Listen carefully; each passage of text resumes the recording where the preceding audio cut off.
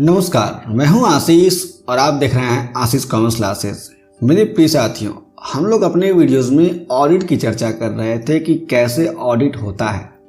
और आज की हमारी वीडियो का टॉपिक है कि पार्टनरशिप फर्म में ऑडिट कैसे होता है, यानी ऑडिट ऑफ पार्टनरशिप फर्म। इस वीडियो में हम लोग जानेंगे कि पार्टनरशिप फर्म में ऑडिट का मीनिंग क्या होता है, पार्टनरशिप फर्म में किसी भी ऑडिटर की नियुक्ति यानी उसकी अपॉइंटमेंट कैसे की जाती है, पार्टनरशिप फर्म में रेम्यूनरेशन यानी उसका पारिश्रमिक कैसे दिया जाता है, ऑडिटर के कर्तव्य क्या होते हैं, ऑडिटर का दायित्व क्या होता है यानी अंकेक्षक का दायित्व क्या होता है, और अंत में ये जानेंगे कि इस फर्म से अंकेक्षक का निष्कासन कैसे होता है यानी ऑडिटर को कैसे हटाया जा सकता है। सबसे पहले हम लोग जानते हैं कि साझेदारी फर्म में ऑडिटर का मीनिंग क्या होता है। साझेदारी व्यवसाय में अंकेक्षण एकाकी व्यवसाय की तरह ही होता है। इसमें भी अंकेक्षक की नियुक्ति एवं उसका निष्कासन एकाकी व्यवसाय की तरह ही की जाती है। अंकेक्षक को पारिश्रमिक, अंकेक्षक के अधिकार, अंकेक्षक के दायित्व आदि सभी क्रियाकलाप एकाकी व्यवसाय की तरह ही किए जाते हैं। यानी इसके पहले जो हम लोगों ने सोल ट्रेडिंग बिजनेस में ऑडिटर की बात की थी, जिस तरीके से उसमें सारे के सारे प्रोविजन थे, सारे प्रोविजंस को ही फॉलो करके किसी भी पार्टनरशिप फर्म में ऑडिटिंग की जाती है। और जो भी ऑडिटर होता है, अंकेक्षक होता है, उसका अपॉइंटमेंट कैसे किया जाता है, उसके राइट्स क्या होते हैं, उसकी ड्यूटीज़ क्या होती है और उसका रिमूवल कैसे होता है, ये सारे के सारे प्रोविजन जिस तरीके से एप्लीकेबल थे सोल ट्रेडिंग बिजनेस में, वे सारे के सारे प्रोविजन उसी तरीके से यहाँ पर भी एप्लीकेबल हो जाएंगे। साझेदारी व्यवसाय में अंकेक्षक की नियुक्ति यानी appointment of auditor in partnership firm. साझेदारी व्यवसाय के लिए भी एकाकी व्यवसाय की तरह अंकेक्षक की नियुक्ति का कोई विशेष प्रावधान नहीं है। अब ये विशेष प्रावधान कहाँ नहीं है, कंपनीज एक्ट में नहीं है।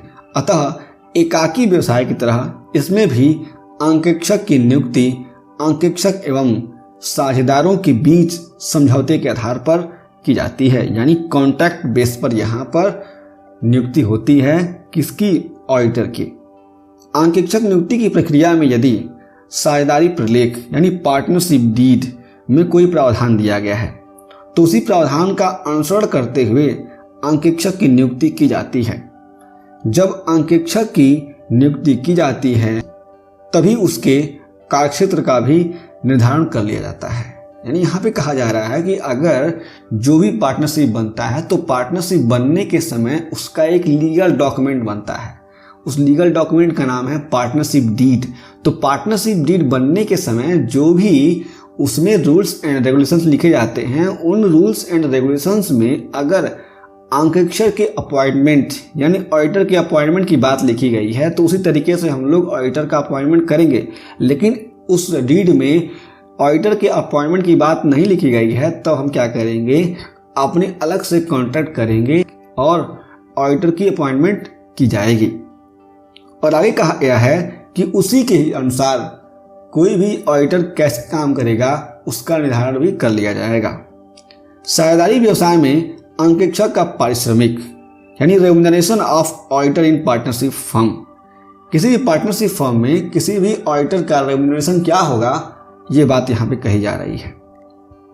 साझेदारी व्यवसाय में अंकेक्षक के पारिश्रमिक का निर्धारण साझेदारी संलेख यानी पार्टनरशिप डीड के आधार पर होता है।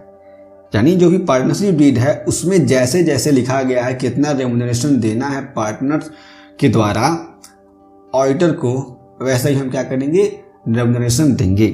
यदि साझेदारी संलेख में अंकेक्षक के पारिश्रमिक का कोई प्रावधान नहीं होता है तो अंकेक्षक के पारिश्रमिक का निर्धारण साझेदारों एवं अंकेक्षक के बीच समझौते के आधार पर होगा।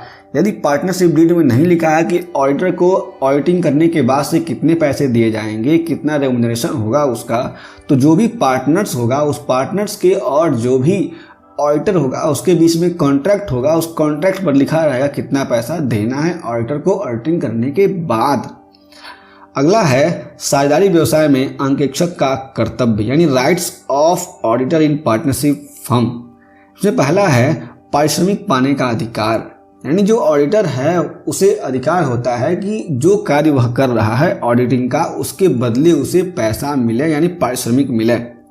दूसरा, लेखा पुस्तकों की जांच का अधिकार, यानी जब ऑडिटर वहां पर इंस्पेक्शन करने जाएगा, ऑडिटिंग करने जाएगा, तो एनालिसिस के दौरान जो भी बुक्स ऑफ अकाउंट्स होंगे, फाइनेंशियल इंस्ट्रूमेंट होगा, बैलेंस शीट होगा, क्लियर अकाउंट होगा, कैश फ्लो होगा, फंड फ्लो होगा, उसके बाद से वर्किंग कैपिटल्स कुछ होंगे, कैश बुक होंगे, सारा का सारा डॉक्यूमेंट लेगा और उसकी जांच करेगा, उसके पास यह अधिकार होता है। तीसरा, साझेदारी संलेख के अध्ययन का अधिकार, जो पार्टनरशिप डीड होता है उस पार्टनरशिप डीड का अध्ययन करेगा, यानी उसका एनालिसिस करेगा, उसको पढ़ेगा सही तरीके से जो ऑडिटर है जब ऑडिटिंग करने जाएगा तो। चौथा, संबंधित व्यक्तियों से पत्राचार का अधिकार, यानी यहाँ पर कम्युनिकेशन की जा सकती है उस फर्म के जो भी एम्प्लॉयज़ हैं उनसे, और उस फर्म में जितने भी मेंबर्स हैं, जितने भी पार्टनर्स हैं उनसे क्या की जा सकती है, इन्वेस्टिगेशन की जा सकती है, उनसे बातचीत की जा सकती है। किसके द्वारा? ऑडिटर के द्वारा। यह ऑडिटर का राइट्स होता है, इसका अधिकार होता है। पांचवा, फर्म के संबंधित अधिकारियों, व्यक्तियों एवं कर्मचारियों से किसी तथ्य का स्पष्टीकरण का अधिकार, यानी जो भी फर्म के अधिकारी हैं, व्यक्ति हैं, कर्मचारी हैं, उनसे अगर किसी भी व्यक्ति पर ऑडिटर को दिक्कत होती है, कोई पॉइंट समझ में नहीं आता है, कोई डॉक्यूमेंट कैसे बना है उस ऑडिटर को समझ में नहीं आता है, तो उन अधिकारियों से ये बात कर सकता है कि इस डॉक्यूमेंट को बनाते समय आप लोगों ने कौन सा अकाउंटिंग स्टैंडर्ड लगाया है, या फिर पार्टनरशिप के किस तरीके से किस रूल्स को आपने अप्लाई किया है। जो भी पार्टनरशिप एक्ट 1932 है, तो कहाँ से आप लोगों ने कौन कौन से रूल अप्लाई किए हैं, कैसे कैसे क्या किया है, ये सारी बातें वहाँ पर पूछी जाएंगी अगर कोई भी कॉन्फ्लिक्ट होता है, कोई भी दिक्कत आती है किसी भी डॉक्यूमेंट में। तो अगला, साझेदारी व्यवसाय में अंकेक्षक का दायित्व, यानी duties of auditor in partnership firm. अगर पार्टनरशिप फर्म है तो पार्टनरशिप फर्म में ऑडिटर के कुछ दायित्व भी होंगे, उसकी बात इसमें की जाएगी। पहला, अंकेक्षण संबंधी कार्य क्षेत्र की जानकारी प्राप्त करना चाहिए, यानी जो भी अंकेक्षण किया जा रहा है उसके संबंध में जो अंकेक्षक है यानी जो ऑडिटर है उसके द्वारा जानकारी प्राप्त की जाएगी, भाई कितना काम कैसे कैसे है आपके वहाँ पे। दूसरा, अंकेक्षक को साझेदारी संलेख का विधिवत अध्ययन करना चाहिए, और अंकेक्षक का यह दायित्व बनता है कि वह जाते ही जो भी साझेदारी संलेख यानी पार्टनरशिप डीड है वह उठाए और पहले पढ़े कि इसकी रूपरेखा क्या है, बेस क्या है इस पार्टनरशिप बिजनेस का। तीसरा, अंकेक्षक को फर्म के कर्मचारियों व अधिकारियों का नाम तथा पता प्राप्त करना चाहिए।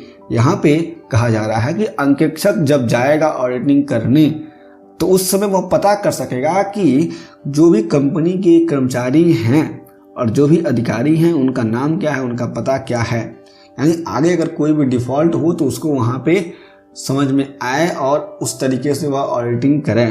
क्योंकि ऑडिटर को ऑडिटिंग रिपोर्ट भी देना होता है, तो क्लियर रिपोर्ट बनाने में ये सारे के सारे नॉलेज जो होते हैं, इन्फॉर्मेशन जो होते हैं, यूज़फुल होते हैं ऑडिटर के लिए।